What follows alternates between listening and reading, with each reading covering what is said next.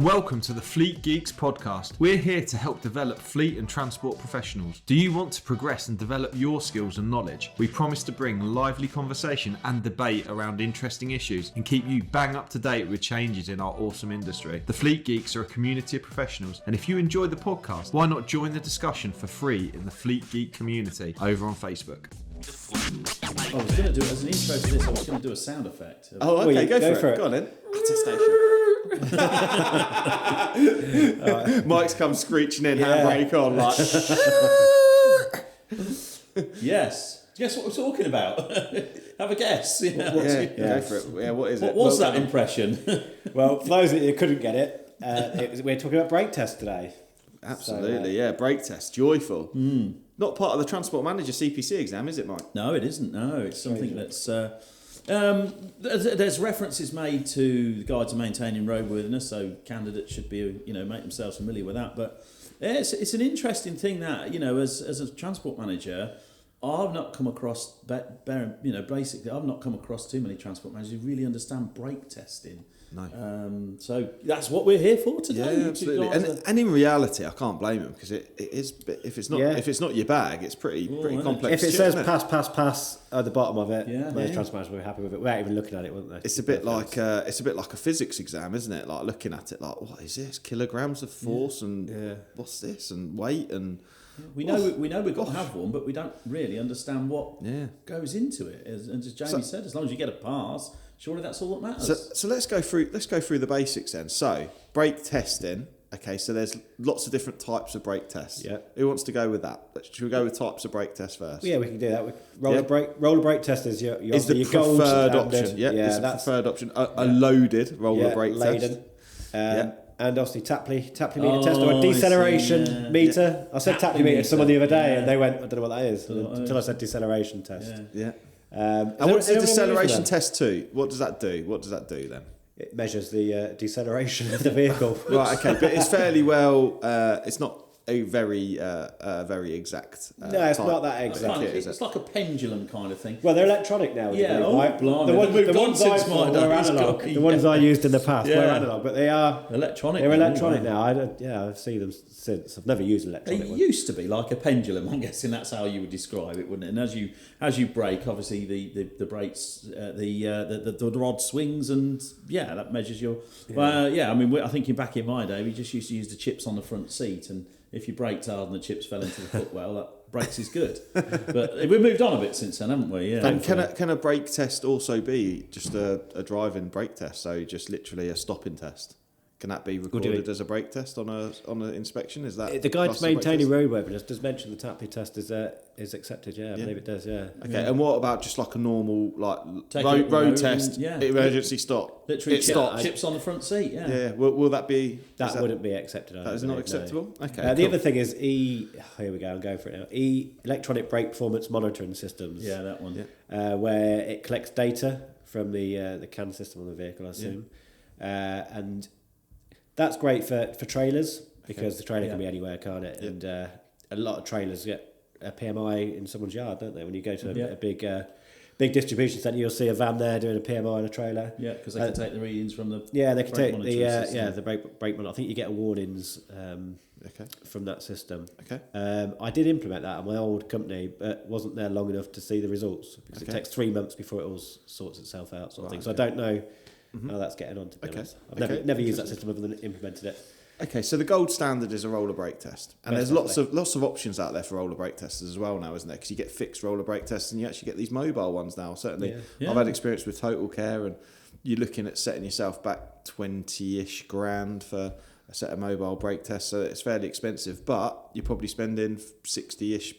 It's £13 an axle, is that about right, do you think? Yeah, between 13 and 15, yeah. So, I would say. So you're getting that back and then, definitely. Yeah, so obviously it's pricey stuff. What is, in the Guide to Maintaining Roadworthiness, how regularly do we have to brake test a vehicle? Well, a meaningful brake test at every PMI, it does actually say. Yeah, meaningful brake test. Yeah. However, a minimum of roller brake test four times annually, of which one can be the MOT. Yeah. So people take that as being 4 times a year. Yeah, they do, yeah.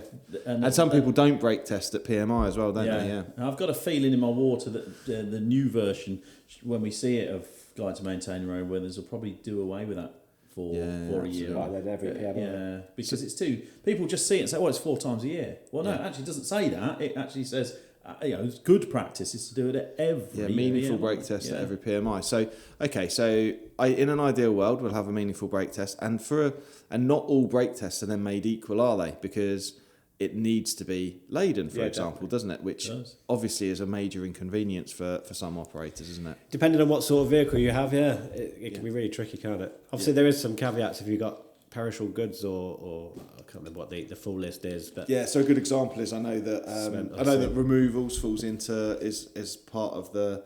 What do you call them when they don't have to be included? The derogation.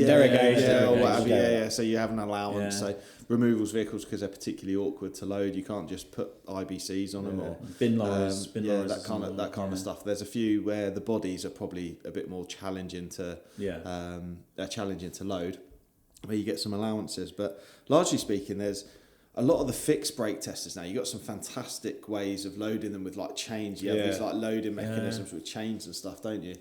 Which I've seen. I think they look fantastic, to be fair. Particularly like things like the age-old issue with like skeletal trailers and that kind of stuff, or flatbeds, that kind of thing. No load. And literally you could just have like a chain which sort of recreates the weight. Like a harness thing, isn't it? Yeah. It looks expensive. Yeah, it does. It does. To be I'd imagine that's quite labour intensive as well, because you're going to have to release it to move it every axle. Yeah. Yeah, it's not so easy. It's probably not with £13 axle then, is it? No, it's going to be a bit more. It's going to be a bit more. Okay, I haven't got experience of it, to be fair. I've seen them, but I've not had any experience using them or a workshop that has used them. So, so when we're looking at a brake test report, I think let's sort of move on to, with the transport manager and the service sheets come through. And actually, that's probably another podcast, isn't it? Yeah. What should we be looking for on a bloody service sheet? What sort of things should we be looking at? But maybe that's for another day. Let's sort of focus now. Let's focus particularly on the brake test reading. So you get a brake test report come through. They all look sort of slightly different, don't they? But what sort of data are we going to get on that brake test certificate for us to look at? Because largely speaking, I think a lot of transport managers, not all, but most, they're going to look at and they're going to see the vehicle reg and they're going to see pass or fail. Yeah, definitely. Yeah, busy people. Comes back from the maintenance providers, or if they've done it in-house and they've got a sheet of paper and it says pass. I'm going to file it. I might do a cursory check to make sure everything's the right registration number and it's got the right odometer read and it's been signed off. But if it says pass, I'm going to stick it in there. Yeah. So what should I be looking out for? And a lot of maintenance providers will see a pass. Well, that's right. They will. It's not just it. It's pass. So what are we looking for? Look at us both asking Jamie. Braking force is obviously one of the first things. Which you check for? You were checking to make sure them brakes are working. It's a braking force. Every brake. Obviously, you'll sometimes see a low score where the wheels have locked. When I worked in a garage, I can remember we used to have vehicles and the old Fodens. Brakes are crap. It's raining. This will pass it. It's not that old. It's 20 odd years ago, right? And we'd be, it's Foden. It's been raining. It'll sail for its MOT or sail for its brake. It's been raining because it's raining. And realistically, looking back, no, we want to know the brake performance. So we want to know them brakes are working. Another thing is imbalance. Obviously, it can be skewed a little bit if one wheel locks and another one doesn't. Yeah, and they usually... So you need to look at that. So to see braking balance, just to sort of clarify that, you're looking, there's like a percentage in brackets, they'll do a percentage of difference. So you'll see from like left to right, and you'll see a percentage, and it shows you the percentage. I want to say 25%, but I could be wrong. I think it's 30. You think it's 30? I think it's 30%, I think 30%. It's quite a lot, really, isn't it? Which is quite a bit, but the principle behind trying to be below 30%, that's testing me now that you thought it was 25. There you go. That's something. I'm afraid I can't. But shed any light on that. So, but I think we ought to bloody check our facts, really. We should, but that's the idea of the podcast. Look at us winging it. Look at us winging the podcast. We've set this up as a little trap for listeners to go away and do their own research. Even 25% is a quarter, isn't it? So it's crazy. Regardless, right? 25, 30%. Do your homework. I better bloody check. But a braking balance is shown in like brackets with the percentage of braking balance, and if you imagine 30%, that's as much as a third difference in braking force from one side of the vehicle or trailer to the other. Hi, it's Pete from Flagship Partners. We're really proud to sponsor the Fleet Geeks podcast. Flagship Partners offer a range of consultancy and training services to ensure that our customers remain compliant and have the best possible knowledge to be able to fulfill their work. If you're interested in support with any of our safety, HR or compliance services, or you want to train to be a transport manager or need driver CPC training, give us a call today. Which is potentially anything over and above that percentage is potential to cause some issues, isn't it? Yeah, it is definitely. So that's a safety related issue. You guys talk a minute. I'm actually going to Google it. Yeah, Google it. Another thing, obviously, it's not just the service brake; it's the parking brake and secondary brake as well. Checked. Yeah. But I never understand the difference really, even though I come from that background of the difference of putting the handbrake on fully or just down to secondary. Yeah. Yes. Is it 30%? Yeah. I obviously have tougher standards than. That's it. That's the answer. Isn't it? Jamie's got higher standards. I mean, the number actually becomes a moot point, but yeah, it's your secondary braking is sometimes quite a difficult one for people to understand. But there is an element of the parking brake. Well, it's just showing him now. I'm just confirming it's 30%. 30%, yeah. But Jamie's obviously got higher standards than the Exactly. minimum. You can tell who runs close to the wind here, can't you? I might be wrong here, completely nuttily wrong, but I think it's secondary braking system comes from probably a bygone age where that's vehicles will be fitted with a sort of another braking system. We had years ago used to have brakes that overheated and didn't perform as well as they should. I think with modern brakes they're pretty modern brakes, fantastic really, aren't they? If you think what a truck was like back in the day to now. Yeah. Okay, so you have like a range of readings, and then also when you're looking at the braking percentages at the bottom, sort of lower down, you're looking for. I hope you googled this as well. I think it was 50%. It actually says the desired amount, doesn't it? It actually says the target amount, and you're looking for a percentage that's over that. And actually, if the percentage achieved is lower, but says locks, you need to just interrogate that to make sure. That's a real good point, because it'll still say pass if they've locked. Because it will say pass if they've locked. And at that point, that's when you're then drawn to see what the laden weight of the vehicle is at the time. Because if it's light, what happens is you're going to get a low braking percentage, a low braking force, and it's going to lock. It's going to lock the wheels. Yeah, and it's going to lock the wheels, and that really isn't a valid brake test. No. It might say pass because it's passed, but and a lot of workshops will go, brake test pass. See you later. I've seen a lot where it'll say insufficient load on axle 1 or axle 2 because they're not quite got it. They're only probably 50 to 100 kilograms out of what it needs to be. Mm-hmm. Which it's disappointing because you'll still get that back as a completed brake. What is the recommended load I think percentage? Is it 50 to 65%? I think it's over 65%, but I've been wrong once, so I'm not going to lay my hat on the table just yet. I think it's over 65%, but it's close to 80, isn't it? I think for brake tests. Obviously, the heavier the better, right? Definitely, yeah. I was going to say I've had them come back from test at 110% loaded. Oh, really? Understand. Ideally, to at least 65% of its total maximum weight. Yeah, you've hit 10th of February. That was understanding your HGVs, trailers, braking, and I'm going to put the link into this in the show notes because I think it's worth people having a read of this. But yeah, you should get your HGV or trailer's brakes tested by a roller brake tester at least 4 times per year, including at the MOT. This was published 10th of Feb 22, so this is latest guidance here. Your vehicle must be loaded for a brake test, ideally so that's interesting, the word must. Yeah, so for it to be valid, your vehicle must be loaded for a brake test, ideally to at least 65% of its total maximum weight. Ideally not 110%, like I said before. It can only be tested unladen.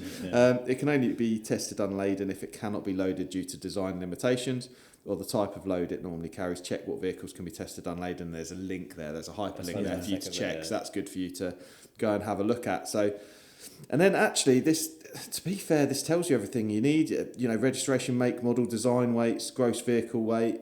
It shows you vehicles' brake performance results by axle. It actually talks you through everything: bind, time lag, ovality, imbalance more than 30%, max force less than 5%. So actually, that link that I'm going to add to the show notes, well worth a read of anyone's time because it's really putting into practice what we're talking about. Also, and even on a pass, even on a proper pass, not just a lock-up pass, even on a proper pass, when you get your new sheet back, you check it against your old sheet, the previous test, to see if there's been if those brakes are decreasing in their efficiency. Even if it's a pass, it may have, over the course of the last 6 weeks or 8 weeks, whatever, it may have. You could potentially see some problems coming out. You could see a certain side axle, axle dropping down every time, couldn't you? Over 2 or 3. Yeah. And I think one thing just for me to add, and it's aside from the official guidance, but from my experience with working with a vehicle manufacturer, which is they manufacture these trucks now, particularly tractor units, where we talk about tractors and trailers, where the braking effectiveness is so good. So good, even down to 10% wear on the brake pads. Yeah. They are braking so well that what we would find happen is they'd actually do all the braking for the trailer, and if you weren't careful, you'd end up with binding brakes on trailers because the tractor's doing all the braking for so the trailer's just skipping along behind. We found it quite regularly with car transporters, for example, where they're not the heaviest in the world, and you've got the wagon and drag, even down to potentially what the conversations Jamie and I knew, where you ran wagon and drags with a Volvo FM and you got the trailer as well. That unit is going to be doing so much braking. You've got to be really careful that the trailer's getting used, the brakes there. Followed one the other day. Every single roundabout, the wheels locked up, and it stunk. Following it was horrible. I couldn't get it out of the car. It was this horrible smell, isn't it? That you. But every single. I think that's definitely one to be careful of, because the modern units are braking well, aren't they? Yeah. They are generally braking well, even down to really worn brakes. So and they're definitely outperforming the trailers, which may be 10 years old, and it is something to be looked out for. Right, fantastic. Put the brakes on this one then, been waiting a long time for that. He's been loading that one up, hasn't he? Yeah, he really has. Fantastic. Right then, should we call that one there? Cheers, guys. See you all on the next one. Cheers, guys. Bye. I hope you enjoyed today's episode. If you did, please share with your friends and colleagues too. Join us for free on Facebook with the Fleet Geeks community for transport and fleet managers. Fleet Geeks offers ongoing professional development, networking and mentoring too. So get in touch with me, Pete Rushmer, on any social media platform to find out more.